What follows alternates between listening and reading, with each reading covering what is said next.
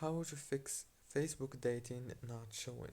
In this video or this tutorial, I'm going to show you how to fix dating option not showing easily and fast. All what you have to do, guys, is very simple.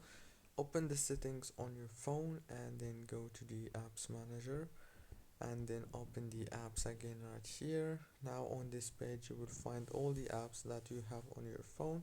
Search for Facebook and then click on it. When you click on it, now click here on force stop and then go down to the data usage, click on it and then make sure that all those options are enabled.